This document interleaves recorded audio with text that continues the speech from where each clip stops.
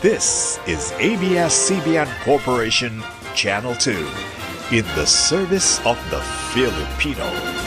Now signing off. On May 5, 2020, the country's biggest broadcast media company, ABS-CBN, went off the air as the National Telecommunications Commission issued a cease and desist order following the expiration of the network's 25-year franchise the day before. ABS-CBN questioned the order and filed a petition for an injunction to nullify the NTC order 2 days after, citing the Commission's memorandum, automatically renewing all permits set to expire within the community quarantine period.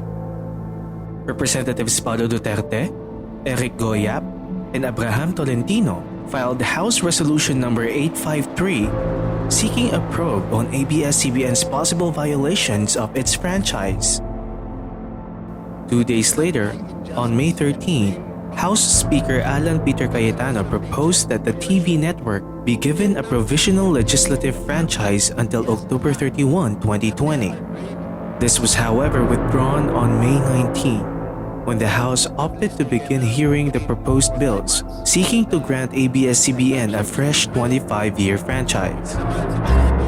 A total of 12 hearings were held in the span of around 2 months, each taking hours with members of the House Committee on Legislative Franchises going into every detail with the various issues surrounding the network. 3 hearing days were spent questioning the dual citizenship of ABS-CBN's Chairman Emeritus Eugenio Lopez III and his eligibility to own and manage a television network. Article 16, Section 11 of the 1987 Constitution states that ownership and management of mass media shall be limited to citizens of the Philippines. The Department of Justice maintained that Lopez is Filipino by birth because both of his parents are Filipinos, and the Securities and Exchange Commission, or SEC, said dual citizens are still considered 100% Filipino.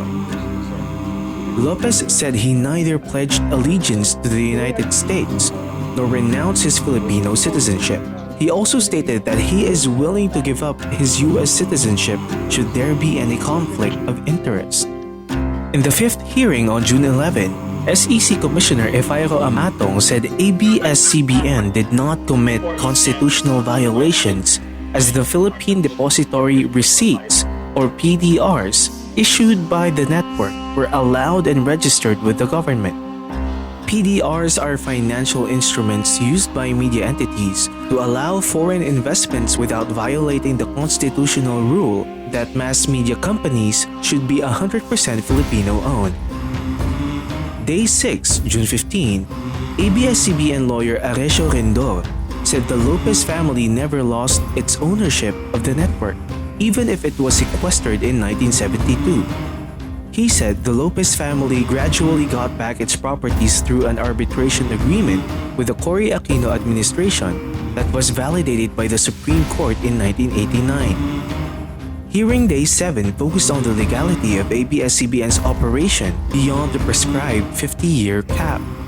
Assistant Secretary of Justice Nicholas T. said Congress can grant a fresh single or multiple operating franchises to broadcast networks as long as each does not exceed 50 years. ABS-CBN was applying for a 25-year franchise. The 8th hearing focused on ABS-CBN's BLOCKTIME agreement with Amcara Broadcasting Network via the latter's channel 43 frequency.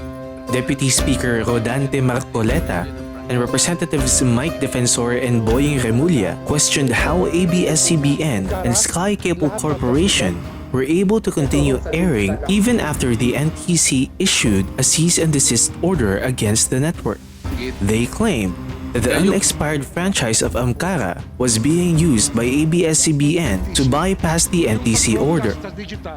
The NTC then issued an alias cease and desist order on June 30, stopping the network from broadcasting its TV Plus exclusive channels in Metro Manila, as well as the services of Sky Direct, saying that the May 5 order also included the Amcara franchise.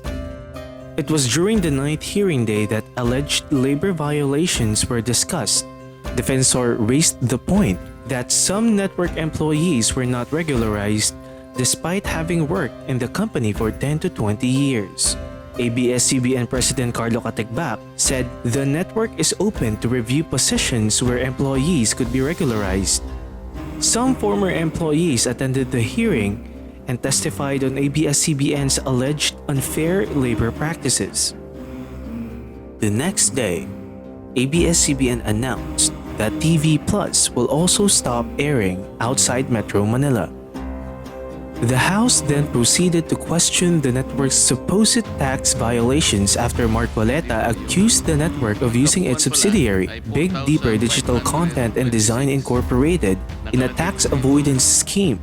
ABS-CBN denied this, claiming that it paid 71.5 billion pesos in taxes from 2003 to 2019.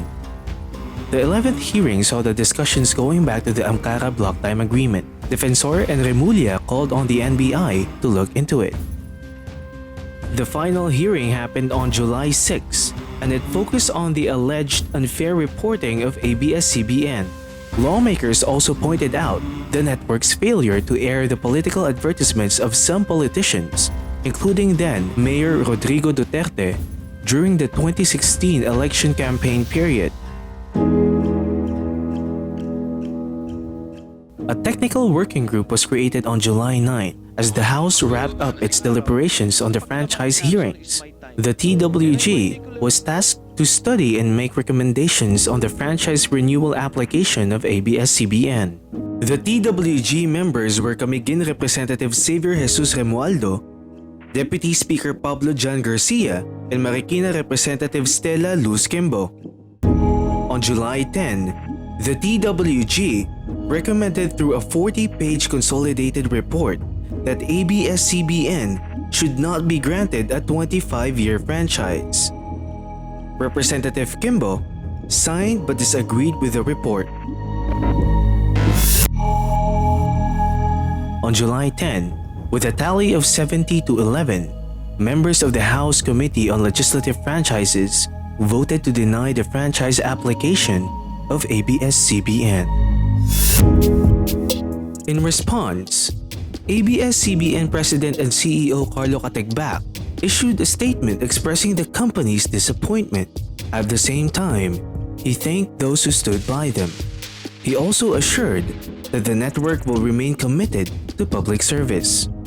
Without the franchise, ABS-CBN is now also forced to stop the operations of its other properties, including ABS-CBN Sports and Action and its radio station MOR.